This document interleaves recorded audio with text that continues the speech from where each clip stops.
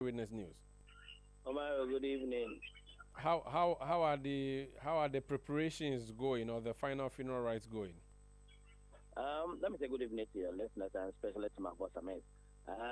We have had it go according to exactly how we planned it. We have not recorded any incident. Everything has gone according to plan. And so far, we can thank the good people of Kumasi and for that matter, Shantarete, the chiefs and the people who have come from far and near for their cooperation. Mm. What's the level of collaboration between the political authority which you had and the traditional authority which Jotunfor had in relation to this funeral? Okay. So over here, everybody that works, irrespective of where you work for the authority of the Otumpo. So all of us who are political heads here, we work under the authority of the Otumpo, and it's directions that we carry out with our responsibilities. We had a committee that had members of government, security agencies, and traditional authorities that planned this whole 4 day event. So at one that we have done together, and I think so. Hello, Mayor. I've lost you. Can you hear me? Yes, I can hear you. Good. Now, is it a curfew that has been imposed in Kumasi? What kind of situation do you have tomorrow? Okay, so what we have tomorrow is that this 4 day event is a spiritual one for those of us who are Shantis, and for anybody that lives within our jurisdiction, you are duty bound to obey our custom and our practices. So what is happening tomorrow is the spiritual ceremony that is going to take place. And with spiritual things, nobody has to go to it with a physical eye. So tomorrow we are placing a spiritual embargo on every activity beyond 5 p.m. But before then, the Asantehemaa is the owner of all the markets, and she is visiting Burma. So if the owner of the market is visiting Burma, there's not going to be any trading activity within the traditional authority of the Asante. I see. So the curfew, which I want to describe the situation as, is not necessarily from morning till evening. It's just as in the evening. So it's not like the whole of tomorrow you cannot go and buy fufu or wache in Kumasi. Okay, so what is happening is that tomorrow is the climax of this 4 day celebration. We are going to receive the president, the former and government officials, the two sitting former presidents, the sitting former vice presidents, members of the diplomatic corps, the clergy, to undertake the burial service for the late Asantehemaa.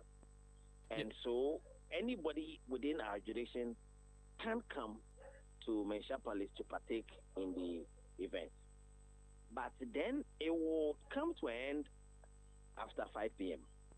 Once the burial service comes to an end after 5 p.m., then Asantehemaa will begin her journey to Bermine from Mensha Palace to the Bemu at Bantima, close to Konfanoche.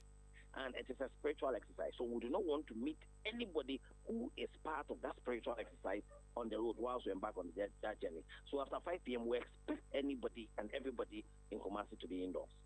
Oh, okay. So now I get it. So it means that tomorrow in the afternoon you can move around and do your personal stuff, or that's also not allowed. No, you can do your personal stuff, but you can't visit any market because no shops will be allowed to be opened. No trading activity will be allowed to take place.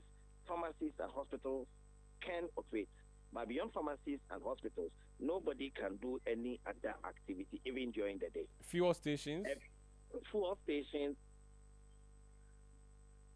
maybe they can operate, but after 5 p.m. they cannot. Okay, so what I want to understand is that so tomorrow you can move to the Mensha Palace if you want to go and watch the funeral, take part in the activities. But we expect them to come in their numbers. We expect our citizens and all our shanties and our well wishers to come in their numbers to mourn with us as we commit the journey of Asantehemaa towards the mind to its final processes. It's important you make this clarification because many thought that the quote-unquote curfew is from morning. In fact, the whole of Thursday do not get out of your house because people kept asking, okay, what if I want to go and buy food? What can I do and all of those things? So you're saying that people it is not going to be selling food. So you can't even get anywhere to buy from. You can't go anywhere to go and buy food because that would be a trading activity. People are not going to be allowed to go and buy anything. So whatever you need to feed yourself, you must get it now. I see. Get it before today ends.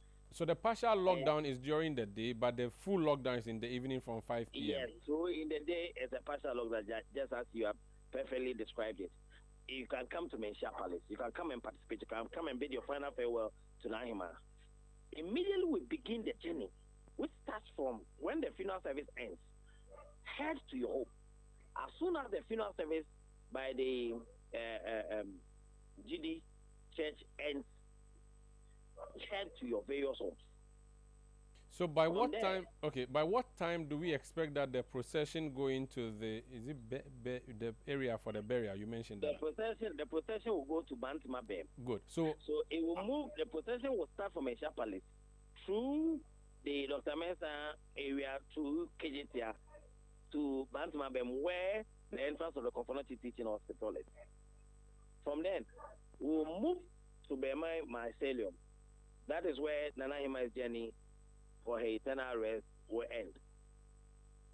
Yes. Once we embark on that journey, we do not expect to see any soul on any part of Asantehemaa. Yes. So what time can people start coming out after what's the anticipated time of concluding this procession and by possibly 5 p.m. By 5 p.m. every ceremony would have ended. I mean so it starts from 5 p.m. tomorrow evening. By what time can people start coming out on the streets?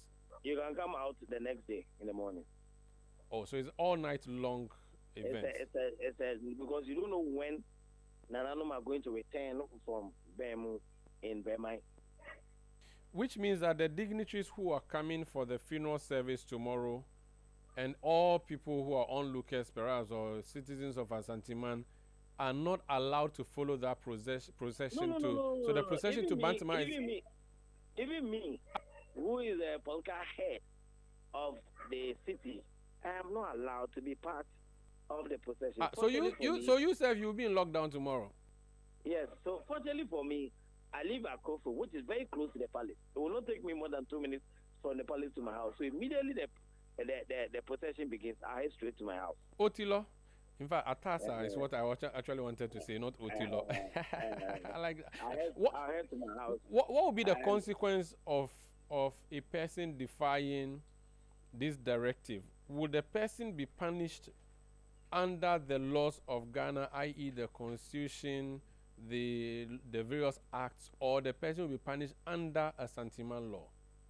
Okay, the consequences may be such that you may not live to tell your story. And that is cutting off the head. I do not know about that, but I'm saying that it's a spiritual exercise.